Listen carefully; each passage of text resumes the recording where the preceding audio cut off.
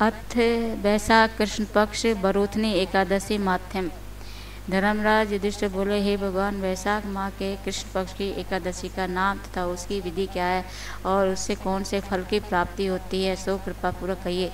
श्री कृष्ण भगवान बोले, हे राजेश्वर, वैशाख माह के कृष्ण पक्ष की एकादशी का नाम बरूथनी है।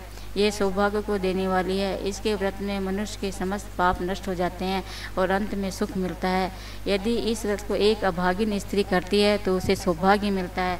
बरूथनी के व्रत के प्रभाव से ही राजा मानधाता स्वर्ग को गया था। इस प्रकार धुंधमार आदि भी स्वर्ग को गए। बरूथनी के एकादशी के व्रत का फल 10 सहस्त्र वर्ष तपस्या करने के फल के बराबर है।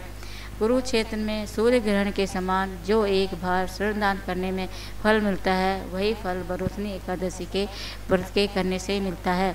बरूथनी एकादशी के व्रत से मनुष्य इस लोक और परलोक दोनों में सुख प्राप्त करते हैं और अंत में स्वर्ग को जाते हैं।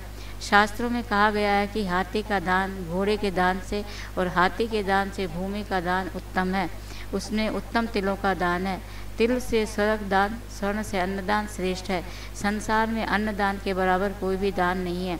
अन्नदान से पितृ, देवता, मनुष्य आदि सब तृप्त हो जाते हैं।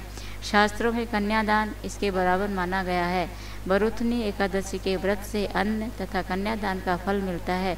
जो मनुष्य लाभ के वश में होकर कन्या का धन ले लेते हैं, वे प्रलय के अंत तक नरक में पड़े रहते हैं या उनको अगले जन्म में बिलाव का जन्म ग्रहण करना पड़ता है।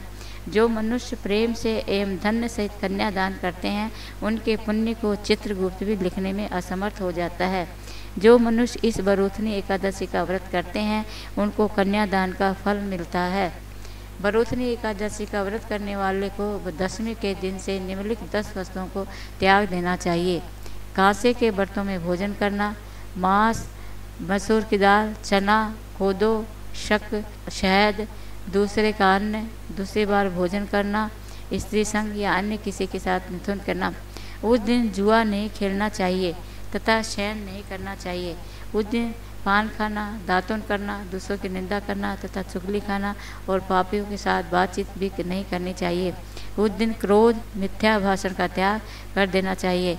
इस व्रत से नमक, तेल तथा अन्य वर्जित है। हे राजन, जो मनुष्य इस एकादशी को विधिवत करते हैं, उनको स्वर्ग लोक की प्राप्ति होती है। इस व्रत के महात्म्य को पढ़ने से 1 सहस्त्र गोदान का फल प्राप्त होता है। इसका फल गंगा के स्नान करने के फल से भी अधिक है।